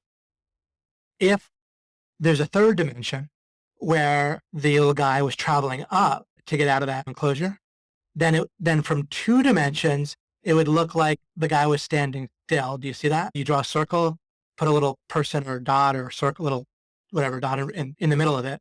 Realize that you can't get out of the circle in 2 dimensions, no matter how many angles, no matter how much focus it puts into things. It won't get out. If we define the terms that way. Of course, if we define terms differently, where there's a weak spot in the circle, that if it had enough focus, and plenty of times, I'm not telling you that lateral thinking, trying different angles, or really focusing and channeling your focus into one weak spot will not work. Of course, that works a lot, right? Plenty of time, you can succeed in getting where you want to get to through the conventional methods of looking at different angles and or focusing strongly in one way. I do the same thing, but when I'm doing it, I follow through strongly to see if following through strongly is going to work, to build my understanding. Everything I do, I'm also building my understanding of the situation. I don't follow through because that's my only plan and I'm terrified of failing because now my self-confidence is going to be shot and I'm going to think, oh my, I don't know what to do. Instead, I'll follow through again to see, or I'll continue a relationship with someone who might be difficult for a certain amount of time, really set it up for success, really work on it to see if that'll work. But I'm doing it to build my understanding of the situation. It's not because it's my only plan, right? So having a battering ram to get to the front gates and really building a great battering ram and putting a lot of momentum into it and getting people really focused on that and so forth is one thing I'll try. But if that doesn't work, it's already taken into account in my overall way of doing things but I'm also not like being not focusing and just having a crappy weak battering ram and saying, oh, that doesn't work. Okay, I need to look at some other dimension. Looking at different dimensions is not necessarily the first thing I do, right? I'll look to solve things conventionally and just go straight after what I want, but I do it to see where the bottlenecks might be. And if I just get to where I'm trying to get to, great. But built in from the first minute is I'm building my understanding of the whole situation. Everything I do, in addition to it might just work, right, is building my understanding. And if I try a focused approach, if I try different angles and I'm still not breaking through, that's when I know to look in different dimensions. But the more times you both focus, but also look and see different dimensions, you'll remember those because the same patterns will pop up again and again. And that's a lot of what this series will be, is I'll show you what it looks like, just like I did with the child situation. Some of you might run into, right? You'll accumulate patterns of where this dimensionality, you'll recognize it right away in advance, right? Like metaphorically speaking, that being stuck in the two-dimensional circle and needing to use the third dimension of depth can come up from time to time, and you'll recognize it right away, and you'll be quick. You won't have to reinvent the wheel or meditate for weeks. But anyway, this is one thing it'll look like. And if people aren't giving you feedback, like you're standing still or even going in reverse moderately often, then that's an indication that you maybe aren't doing this enough, or you're really lucky in how you appear and how the people are giving you feedback. This is interesting. The next thing I wrote is a setback is an unlucky symptom of having your progress perception set up wrong. Okay, so what do I mean by that? You'll read here and there, oh, there's no such thing as a setback, or there's no failure, there's only feedback, and so forth. But what's interesting is if you're feeling like something's a setback, then overall your sense of what progress meant, right? Progress perception can be a term for what I've been talking about this whole time, which is what program is your mind following for what constitutes progress, right? If there could be a setback, then your perception of the perception in your mind of what constitutes progress is set up wrong. If I try focusing with my battering ram to break down the city walls, the front gate of the city walls, then it's not a setback if it doesn't work, because I always knew it might not work, right? But I wanted to find out. If I didn't focus well, then I wouldn't find out whether focusing there and building a really good battering ram would work, right? Now, if I could use reasoning ahead of time to figure out yes or no, then I would do that. But if I use reasoning, if I eliminate what can be eliminated and there's still a gray area there, and I think it reasonably might work when I eyeball it, then I'll focus and really try to give it a go, right? And a real life example, this is often with relationships, like business relationships, like client or a JV or joint venture or whatever, right? You eyeball it and you think it looks good. You think that can work. Then you give it a good focused go, right? And then you'll learn. You'll find out, or you'll find out something. You might not find out whether you can. If I try the battering ram approach, that's not going to tell me whether or not I need to go all the way back to the nearest city that I control and build something new to be able to get in there, because there might be other angles I can still try, right? If progress is defined as making things work with a particular partner, romantically, whatever, right? Then we can think of that as one dimension in that way. And I try a focused approach. I try different angles and focusing well on each of the angles that I come up with, right? So I try a few different things to make it work. But eventually then I might need to change my idea of progress so that it isn't making it work with that person, but instead I want to think of my overall, what do I want out of this type of relationship? Business, romantic, parent-child, right? With a parent-child relationship, one kind of the scary thing, whatever, is it's not an option to to get rid of the person. So you have to make it work in some way, right? So that dimension is cut off. That's why I talk about individual property rights. It's often that if people don't cross that off, it's often will appear to be a shortcut, right? All you have to do is find a way to convince yourself that you're not really violating someone's property rights, but you are, or that you're not even you wouldn't even put it that way for a lot of people, but just that they're not doing anything really wrong, right? But constantly it looks like the best way to go. And it would be if it didn't cause a whole bunch of other problems, right? The fastest way to make money is probably just to rob somebody, right? Or at least in many cases it could be, right? But there's all kinds of other problems with that.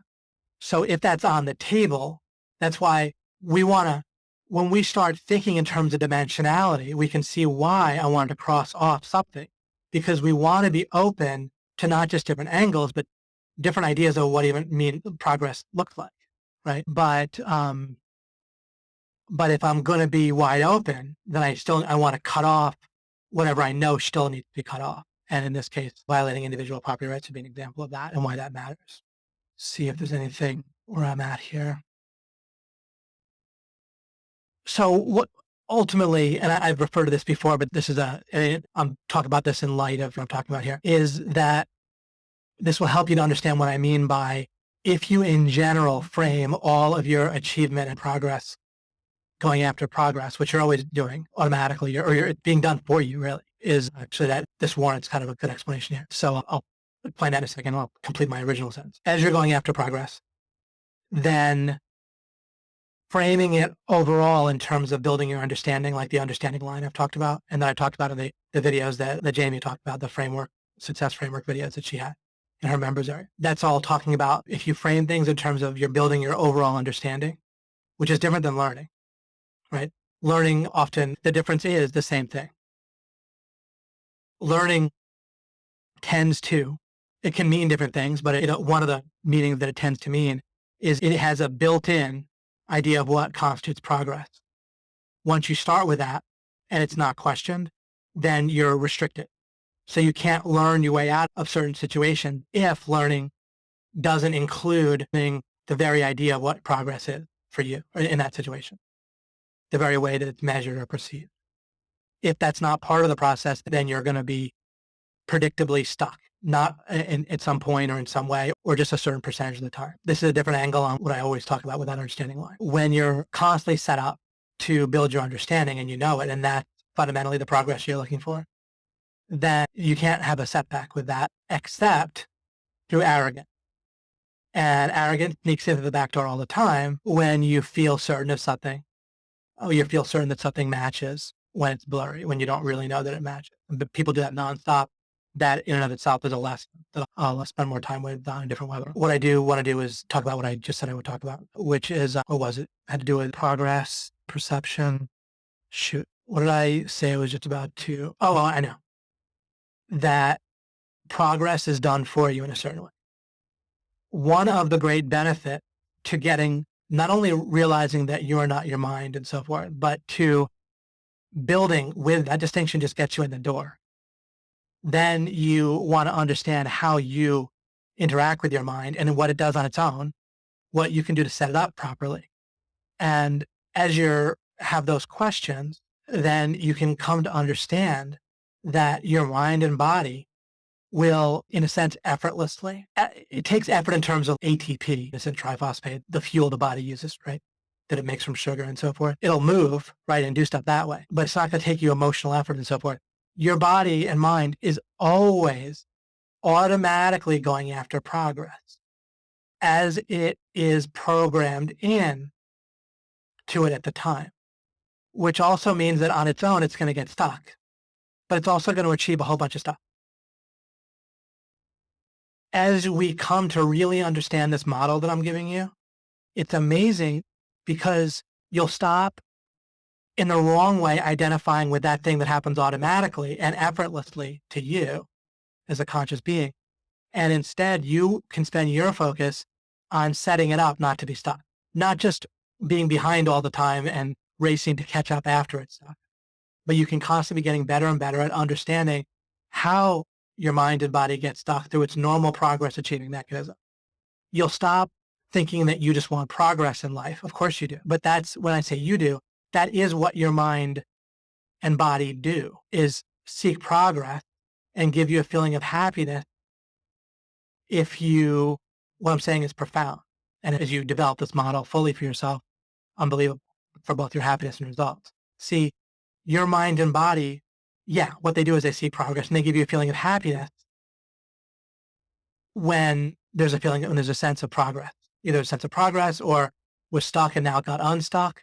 When your mind gets stuck and perceives it, then it will make you, give you any one of different unpleasant emotions depending on the specific recipe involved. I've gone through some of these.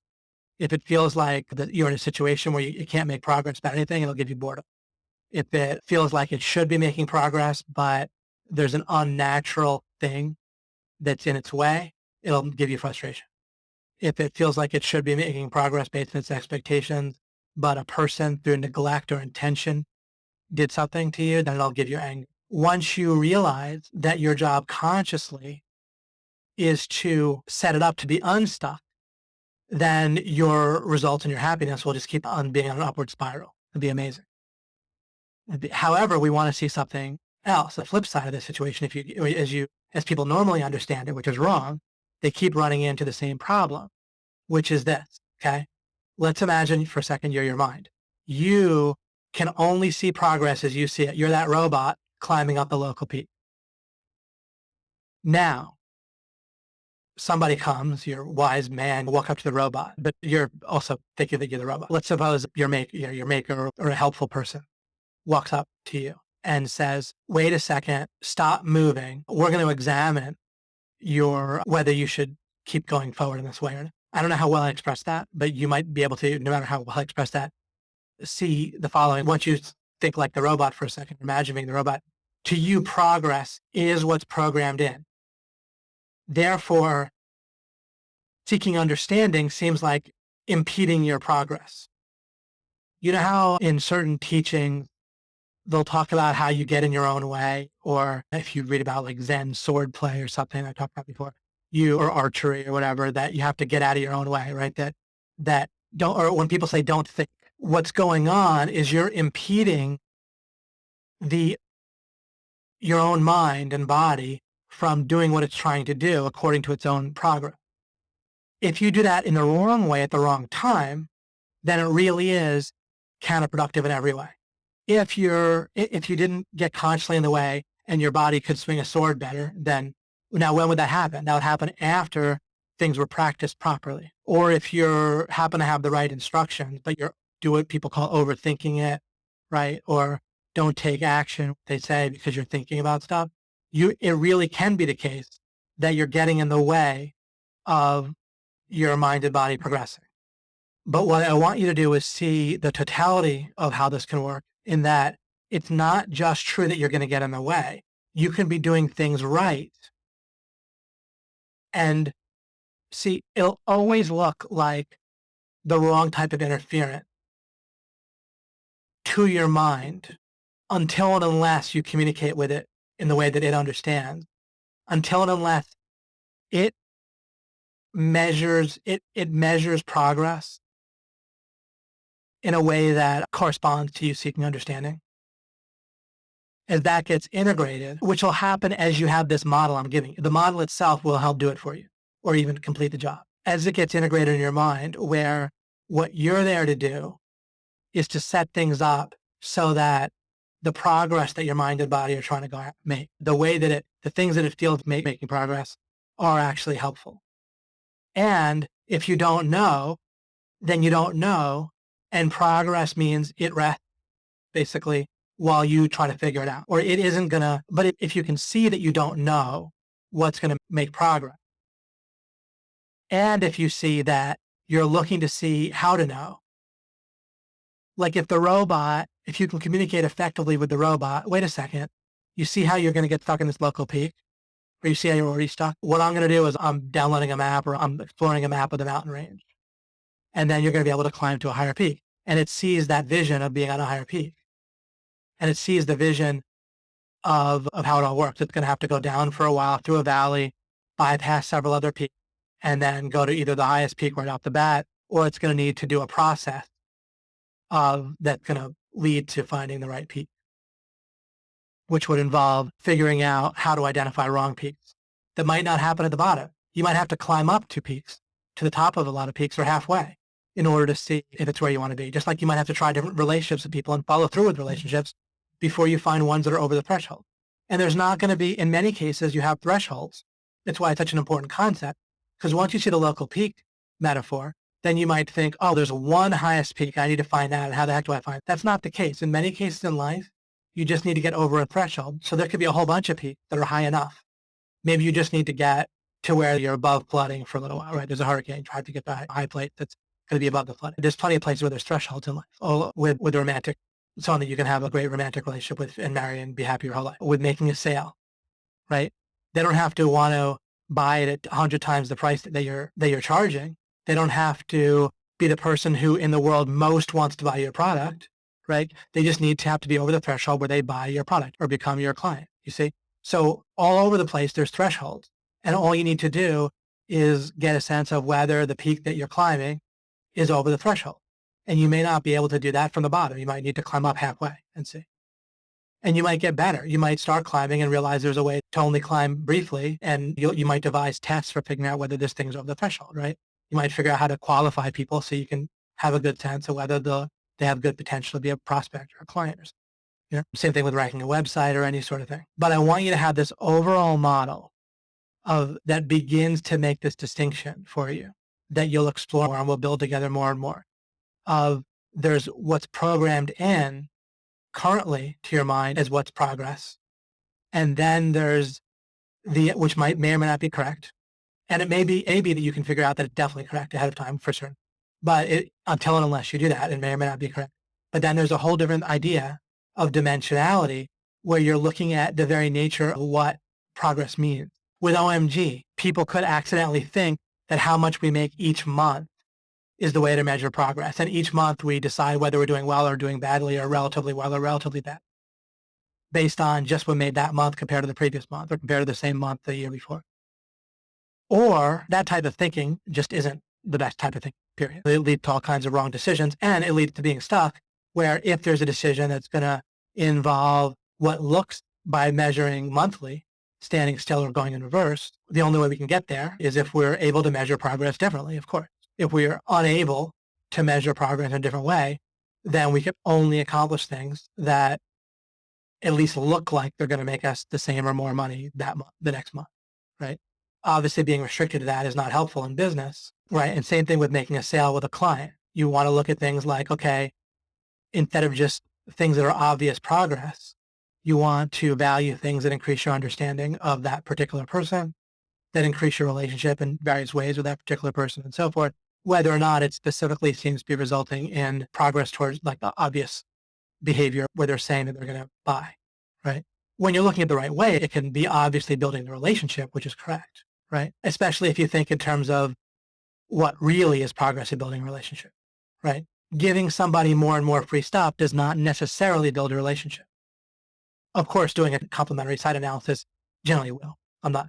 But what I mean is, if you're just constantly doing and doing for the other person, that can, in a lopsided way, that isn't necessarily going to build a relationship, right? So what can look like progress and actually be progress in a certain way doesn't continue to be progress. Because if you're doing and doing for someone they're not reciprocating, then that you're often dealing with a person who thinks in terms of status, right? Where relationships are like they're doing a favor to anyone by being in a relationship who's lower status. And they're actually doing a favor to you in their head. This is ridiculous, but it's how a lot of people think. Not a lot of people don't think this way, by the way. This isn't like the majority do, but look out for this. It's such a profound thing. People who think in terms of status, in terms of that's what relationships are about, actually think they're doing you a favor by increasing their own status. Even at your expense, in a lot of cases, they'll feel like they're doing you a favor because as long as they're still calling you their friend, they feel like their responsibility towards their friends and allies is to be high status. People think of romantic relationships this way. People think of business relationships as this way. Not what you're building together, not what they're actually doing to build something of value with you and to you. What they think is a value is themselves, their own status, right? And once you understand that, then it's easier to spot. You already sense it with people, but it's an easy trap to fall into of actually getting into relationships like that. It's seductive. And if you're doing it yourself, then you definitely want to be out of that mindset. It's a totally counterproductive way to live your life. And you're going to wonder why relationships keep imploding. At first, people are all excited about you. They show you so much respect and so forth. But then over time, the value of the relationship is worthless to them or even counterproductive. Because if they intimidate you or even denigrate you by status, they're almost doing you a favor in their twisted worldview because now you're even lower. But that's great because they're your friend and they're doing you a bigger favor by being your friend because the differential between them and you is even greater. So it's all warped and inherently contradictory, but reasonably common. Okay, a final thing I'll say is this sentence here. How understanding frameworks is an example of this dimensionality meta strategy. So what I mean by that is when you're learning something, then people can panic, right? Because people feel pretty consistently that the measure of learning, the way they measure progress, is if they're remembering detail, right? And that's a counterproductive way of understanding learning. If instead you think of learning in terms of you're building a framework first, which relative to remembering details, it looks like you're standing still. Relative to your own ego, it can look like you're going in reverse because people feel like I'm somebody that learns well. And then they go to learn and it's something where they don't have a framework and they're used to sticking within their box within things they have a framework for. They come saying to OMG and they need to build a framework and they're trying to remember details before they have the framework. There's nothing to hang the details on. And then they're standing still regarding learning, they might feel. And plus, they're going backwards regarding their own confidence and their belief they had about themselves, which was counterproductive in the first place, as someone that learns details instantly, right? Nobody learns until they have a framework first. Logically impossible. I don't mean a detail can't stick into your mind. It can get associated in to something, to other stuff in your head that you already had. But in general, you're not building learning that you need efficiently until you have a framework for that topic. When you go in understanding a different dimension, in this, my terminology, with that learning is about frameworks, now you can feel better about yourself because you understand something new, right, about learning. And you're building a framework, so that feels good because you know what's going on. So your mind has the right measure of progress built into it. Okay, I'm going to build a framework. It's going to look like I'm not moving forward regarding details right now, but the framework is definitely going to get built. Your mind, seeing things that way, will effortlessly build a framework without any effort on your part. But if you were to interfere by feeling like you're doing something, wrong, or really your mind just, it isn't really that you interfere in that case. It's more like your mind has, if someone's mind has the wrong idea of progress in mind, which is the details, then that'll interfere with what has to actually happen, which is a framework. That starts to give you some examples of things. I have a lot more to share with you in future webinars, but that's the big idea, is this distinction about, instead of just asking how to make progress, and implicitly people do that because they don't realize the distinction of, you want whether you're measuring progress, and you can't measure progress. You can't know that you're measuring progress right until and unless you have an understanding of the situation. And ultimately, if you don't understand life as a whole, like the fundamental concepts of life, such as what we're talking about here, things like progress, your mind, who you are, things like that, how to know what's true, then you don't have the overall framework and background that you need in order to have more specified areas of understanding. Oh, and another way that that I'll touch on in the future, but that a hint about how to, a common way to measure progress in a helpful way, is that if you want to accomplish something or make more money or break through with something to do with your business, and if you're measuring progress by how much money you're making, may I suggest that you measure progress, and it's just like a quick fix, but you'll use something similar later, but you'll even understand it better perhaps. But if you just work on perhaps decluttering, perhaps what you visualize, a combination of visualization, thinking things through with scenarios, and decluttering, to make it a greater and greater priority in your life, where there's less things that can interfere. Because if you think of achieving a goal as finding, kind of for a second, we'll think about being like a water. We might have to go in different dimensions, but one way or the other, we're finding the path, right? Either different angles, either more focus, breaking through an obstacle, or a different dimension altogether that helps us get past something that we couldn't get by just with angles or focus. But one way or the other, we're finding a path, right? Either, again, through an obstacle, either around it with different angles, around it, and then through a weaker obstacle that we can bust through with focus at that point because we found a different angle, then we focus, or through what I've called different dimensions, different ways of measuring progress first. But if we're looking to, one way or the other, we're trying to get there. And if we're thinking of it that way, as soon as we have that pretty simple model in mind, but it's three-dimensional, even like four-dimension in terms of time, if you can let go, this is why I tell people not to rush, right? Letting go of time is another dimension that you'll need sometime, that I use. It's very effective. And Michael often say, hey, it's amazing how you get timing right. But often the way I get timing right is I don't force things when it's the wrong time. I don't know when the right timing is going to be, but if something's not the right timing, and that's fairly clear, then I'll just wait. I'll even, since I said that, I'll give you an additional slide real quick just to flash it for you, just to give you some things to see things for the future. But once we have this model of getting there, and we want to have the least restrictions, we want to be able to operate as many dimensions as necessary, then we can see why prioritizing can be relevant.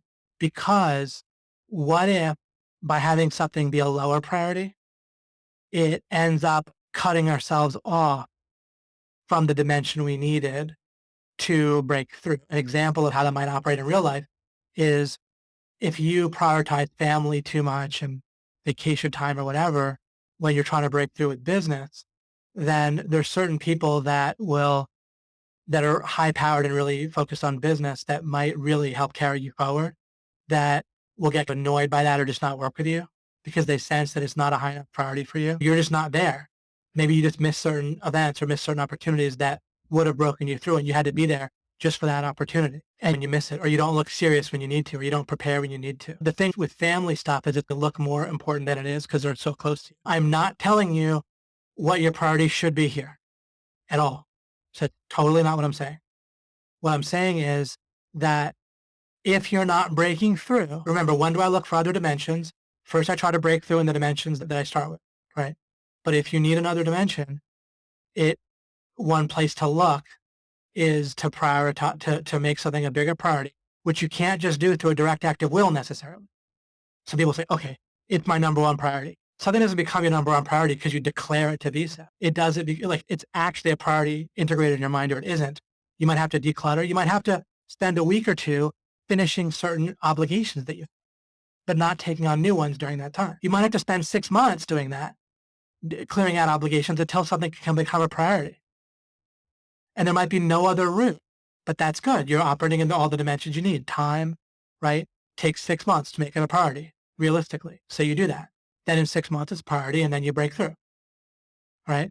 That's how I look at things. I already operated this way, and that's how I succeed. I didn't know to explain it in this way until I thought about it for you guys. And I told you I'd flash the slide as a kind of shortcut, or understanding this better and better will be even better. But even like the quick usage of this might be helpful for you. Often, but this overall explanation explains why this is typically the case. As a general rule, what people will do by default is go for what's going to look like fast results, because the same reason water seeks the most direct route down, right? But that same thing where water seeks, or electricity, right? It seeks that's why you can get electrocuted, right? If you offer electricity a shorter route to getting grounded, right, to where it's trying to head, so to speak, then it'll take that route, right? That's what algorithms do. Your mind is always going to take what it perceives to be the fastest route to what it wants. So it's going to, by default, this is going to look right, all right, to go for fast and reliable and easy in the sense of effortless, like I talked to you, conflict-free, is not going to look as important to your mind or as tasty, right? Fast, right?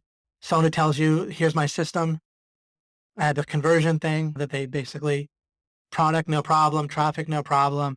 I had this great conversion funnel. It sells like hotcakes, right? Almost every product in our niche is a version of that sales pitch, just like almost every romantic comedy is boy meets girl, boy loses girl, boy gets girl back, right? The typical formula for products in my general niche, I don't want to be in the niche or not, just realistically, is that same form, right? Why does it keep working? Fast, right? But they just find a way to just not disguise it, but dress it up in a unique way, right? It's how our minds are wired up by default. Is nearness, psychological nearness is another, neurological nearness is another more complicated term for fast, right? It looks like the fastest route. It's going to turn out to be that if you go for guaranteed fat, for that kind of, you prioritize fast, you're going to end up with not necessarily reliable, which means you may very well not get to your goal. The fast route sometimes it'll get you there, but it won't be reliable. And there'll often be a bunch of conflict involved, internal and external. It won't be easy. Okay. And that's how people make it look good, because we think, oh, easy is too good to be true. No. If we understand easy to be relatively conflict-free, that's actually the right way to go about things. Okay. So what people say is it's not easy, and that'll be like, check our box. Okay. They're not telling me it's push button million. They're not telling me it's easy. Actually, OMG is easy in the sense that something's going on, right? Why so many people have success, and it's in a certain way. There's a lot of moving your body or looking at the screen or listening to webinars, but it can be pretty conflict-free, right? And reliable, but it's not so fast. Although it turns out that if you go for reliable and easy in the sense of relatively conflict-free, because when you're willing to go and look in different dimensions, right, and so forth, when you're stuck in one dimension, you have this conflict because you're doing things that actually are hard because you're limited in what you do. So you have to push or keep maneuvering, and eventually you keep coming to obstacles. So you have to try to conflict and push through them. It's only by operating in different dimensions, so to speak. I'm not trying to be mysterious thing of dimensions. It's not some metaphysical thing. I'll give an example of what I mean. You look for dimensions so you don't have conflict with just a reasonable amount of focus. Sometimes, sure, focusing, as I said, is okay. But there's a way in which the focus to break through isn't really a conflict thing. And you'll have internal conflict every time you promise or you base your self-confidence or your idea of your competence or your ego on accomplishing something that you don't know whether you can really accomplish it. You're going to have internal conflict.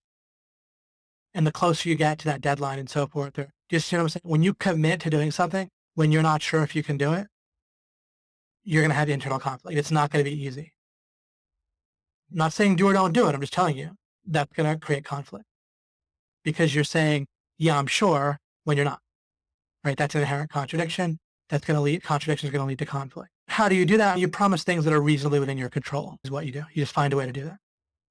Anyway, and reliable. So my big secret is I just let go of this this neurological nearness, right? I know that it's constantly, what I do is it's going to constantly seem right. Then I check and I say, I know what constantly seems right is just going to be the thing that looks nearest psychologically. Psychologically means either closest physically, closest in time, the most recent drama that happened seems so important, or someone who's standing next to me, or called me up right now, they're talking to me, right? Or it's my first thought, my first association to something, the first thing that feels right. That's fast, right? That's often how people go for what's true, by the way. Their epistemology is what's psychologically close, what feels right, what feels certain, what fit. But then their knowledge is not reliable. And life is hard when your knowledge is unreliable. By letting go of that, not trusting it, not using that as my beacon, right? People are led by their nose by what's neurologically close or fast. When you stop having that lead you by the nose, you don't accomplish that by declaring, okay, it's no longer going to lead me by the nose. You accomplish it by acknowledging that whatever first seems right is going to tend to be this, and then stopping and thinking it's just going to be conflict-free and reliable. What's reliable is something that involves seeking understanding. And so I'll develop this more, but for however this helps you now, then you can start having it help you, and that'll develop a framework and some questions for as I delve into it more. Okay, that is all for today. I'll switch over here. I don't know how much discussion I'll do today because we did discussion with Jamie and so forth, but I'll read all the comments if I don't do much discussion, and we'll definitely have times we do more. Great topic, David. Appreciate that. Great. Quentin writes, confirmation bias is my worst enemy and I fall for it every damn time. Great. So use that fast thing I gave you. Look for reliable and effortless in the sense of conflict-free. Don't confuse effortless with something might take months of hours of work, and you might need to use some creative problem solving, but you don't need to have conflict when doing it, internal or external. Conflict is a signal, right? That part of how I deal with things that have these red flags that kind of wake me up and make me look over things instead of just being in flow. And so conflict is a signal to take a look at what's going on and see if there's a dimension that's going to avoid it. Like with those parents with the conflict with the child, right? If I was operating that situation, I would look for showing the child love by first understanding what feels like love to the child, and then finding ways to show that love in ways that, of course, are not going to be totally counterproductive to the child, right? But why does the child need so many commitments? We dialed back the commitment that Chance had, and it was incredible, the effect. Unbelievable how wonderful it and how fast and how wonderful things were when we dialed back our commitments from 5 times a week to 2, right about when he was 5. Again, that could look like going backwards. We had to let go of some things that we thought would be nice and that he even himself claimed he wanted to do. But then it would cause conflict from time to time. No idea. What about getting President Putin involved? Something I was referring to back then. That's the thing about free associating and when I don't have it on here, which I should. Sometimes I'll check back more often so I can catch comments like that better. I like the robot analogy. Good. No, that's a terrific mental model. Picturing that robot, thinking of how things would work and how the world would look to that robot and seeing how your mind in one sense operates that way and then how to interact with it. David Mills Gold from Ishmael says, measure our progress with creating clients by how much we understand their problems and goals. That's one thing. You can understand your own process of what you'll do after you get a client more, right? There's a whole bunch of angles for understanding with them. Okay. There's no evolutionary theory without David Mills in the profession of BI. Yeah, I want to get into that again in one of these webinars because it's actually seeing the mistake that people make that causes them to think that evolutionary theory explains more than it does is the exact same mistake. It's what helped me spot the mistake people make when they get stuck in that distinction. It's to them natural selection or selective, what is it called? Fitness, right? Selective fitness or reproductive fitness or whatever it's called is one thing. it's progress, and they equate progress up the evolutionary tree, so to speak, with progress in becoming a better worm or a better whale or a better cat. And those are actually two different directions. A mutation that makes you a better cat, a better worm, or a better monkey does not make you a better human, or it doesn't take you up the evolutionary tree. And those are two different things, but by conflating the two, confusing the two, it's how they make evolution work in their head. They change the meaning in the way that they can't approach in an exactly illogical way. Multi-level triangulation, cool. I like that diagram. Caroline said, love this. Along the same lines of the book I'm reading right now, How to Win Friends and Influence People, let go of our preconceived answer to the problem and instead trying to make them do what we want, instead approach it from the angle of what's in it from them. Exactly. Learning to look at things from that different dimension with people where you're looking at their vision and trying to understand them. This whole idea of changing how you measure progress and thinking about even just opening up the question of how you measure progress, I think it's really it might be the final disconnect that you individually and myself might have with what I'm trying to talk to you about. I think people feel like they're getting a lot, but then they feel like there's more to get from what I'm saying. And it's why this idea of seeking understanding is so important. It's constantly given me an additional dimension that other people aren't playing with. You could almost argue that I have a few different dimensions that I'm practiced and operating in that I built off of that initial distinction or the initial distinctions of how to know what's true and really distinguishing myself, not only just saying I'm not my mind, other people will say that, not many, but some, or your body, but following that through, building with it, and all the things, it has such implications. And I'll look to work that as well with you guys. I've done that to some degree in the past, but I'll continue to. I think David Mills is a professor designing artificial intelligence for robots. There's a lot I don't know. I don't know anything really about programming, but just this overall meta concept of how it has to work overall. And it's a truism in computer games, right? You can always beat the computer unless the game is overly simple, because in any kind of complicated game, the computer AI is always going to get stuck. And why? Because of how it measures progress. And as a monkey trap, this is a little bit interesting for just starting to get a glimpse of there's at least three levels we can see, like a glance of where people can get stuck or where different entities can get stuck. A monkey will get stuck apparently in a monkey trap where there's a trap where it can put its hand in when it's not a fist. And then there's a food that it closes its fist on the banana, but then it can't get its hand back out without letting go of the food. That's another example of the robot getting stuck. Humans won't get stuck in a trap like that because even non-law of application humans have something additional to monkeys, which enables them to operate from an additional dimension that monkeys, if this whole story of the monkey trap is correct, which apparently it is, but I'm not an expert on it. I don't like to rely on scientific fact, but I'm just saying if humans don't get stuck in a monkey trap, it means that pretty much all humans that have an additional dimension they can operate in besides monkeys. But since pretty much all humans get stuck not addressing the problem of epistemology, among other things, not realizing that they're not their mind or body and what that means, then there's somewhere else people are getting stuck. That's similar to the monkey trap, but not the same as being a monkey because humans don't get stuck in a monkey trap. So they have something that monkeys don't have, but then they're not using their consciousness in another way that they need to, their free will. Bryce says, I'm stuck. Embarrassingly, I've not gotten a client to commit to a longer campaign. Everyone tells me I got to put myself out there more. I got to multiple networking events. Okay, you like engineering, you like SEO, but you want those two skills. I'll give that some thought, and I'll even ask some other people, get their input. I might even maybe ask Jamie as well, and see what types of things might be the issue. Because often hearing potential blocks, potential places where you might get stuck, can give you places to look that we wouldn't think of. We may or may not hit it, but you can at least start there. And I'll have some thoughts myself. Okay, I'm going to end the webinar here, but we will continue in future Dimensionality webinars. So hopefully have a good preview of what's to come. Thank you so much, guys. I figured Jamie eventually would have to go if she had to go. Thank you so much, Jamie. And excellent, guys. Thank you all for sticking around. Oh, whoops, 1 hour ago. Huh? The old refresh issue there. You're very welcome. Jim Whalen says, listening to David Mills simply makes it even easier to do 100K deals. I appreciate that. Declutter. Yeah, decluttering is one of those angles that can look like not moving forward. Especially decluttering is not the same thing as just putting stuff in its place, right? Like organizing is not the same thing as decluttering.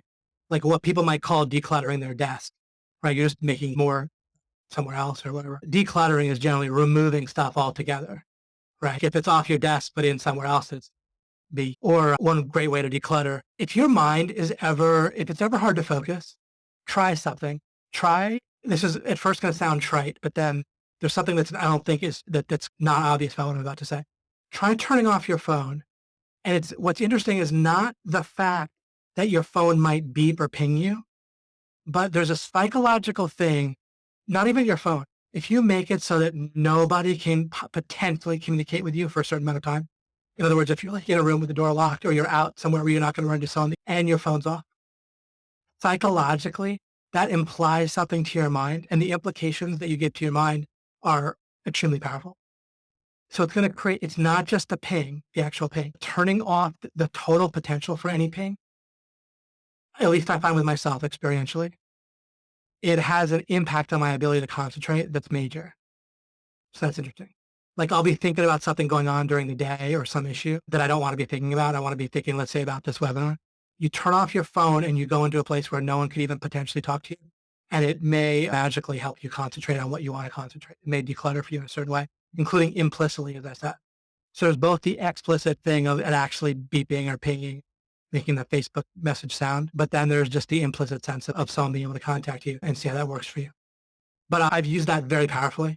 I use that really like constantly where no one can ping me, not like forever, like throughout the day, but for stretches. But I operated that a lot.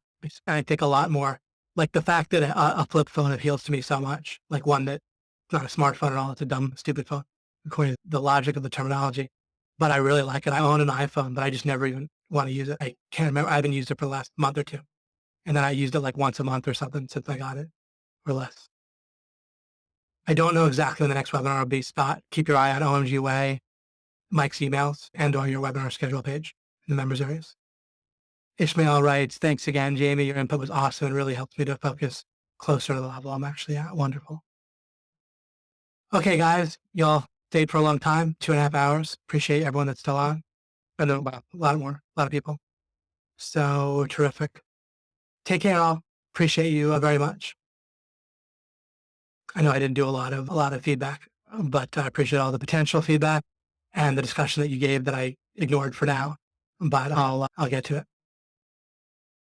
Thanks, guys. Very welcome, everyone.